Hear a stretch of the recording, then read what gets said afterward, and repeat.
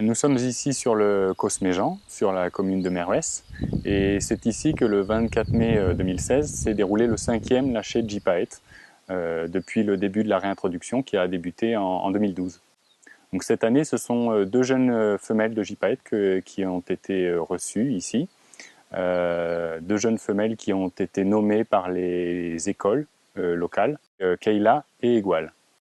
Alors, le site sur lequel nous nous trouvons a été choisi parce qu'il réunissait en fait plusieurs critères qui étaient nécessaires, notamment le fait d'avoir un abri sous roche suffisamment grand pour accueillir 2 jeunes gypaètes, et puis pas trop escarpé pour faciliter l'accès, notamment pour le nourrissage. Et puis il fallait que ce soit également un site qui soit situé en dehors de la colonie de vautours et pas trop proche des couples d'aigles royaux qui sont présents dans les gorges, pour éviter les interactions entre ces différentes espèces lors de l'envol des jeunes gypaètes.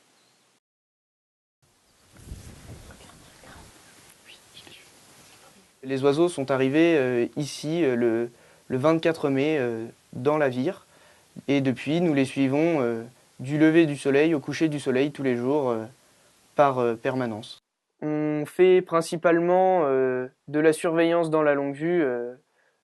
On va noter chaque battement d'aile, chaque prise de nourriture. On va aussi également noter les fientes. S'il y a des interactions entre les oiseaux ou avec des espèces extérieures.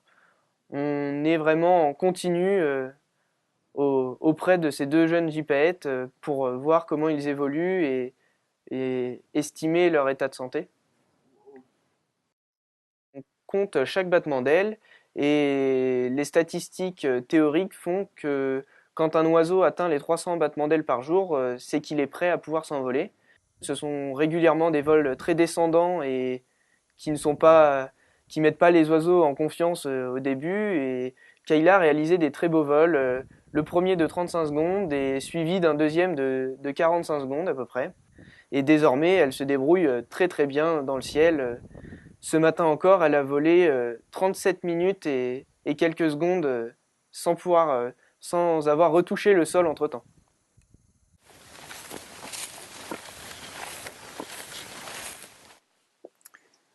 Voilà, là on se trouve dans la cavité de lâcher des gypaètes. Ils vont passer 1 mois dans cette cavité, 1 mois durant lesquels on va s'en occuper, on va remplacer les adultes, et notamment en leur apportant de la nourriture.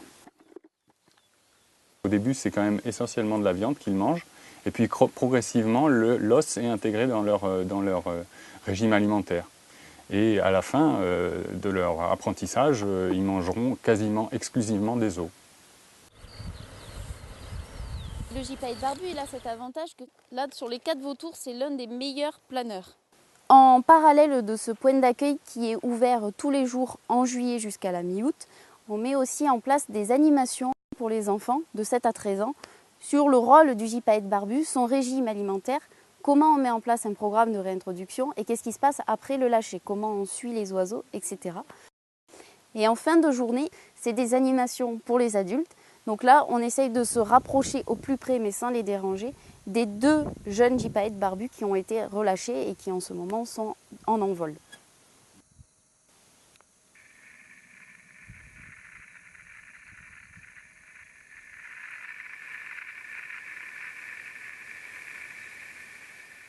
L'objectif du programme porté par la LPO Grand Causse et dont le Parc national des Cévennes est partenaire, c'est de créer un petit noyau de population au niveau des Grands Causses, de façon à reconnecter les populations alpines et pyrénéennes, faciliter les mouvements d'oiseaux pour créer un brassage génétique qui permettra de pérenniser dans le temps la survie de ces différentes populations.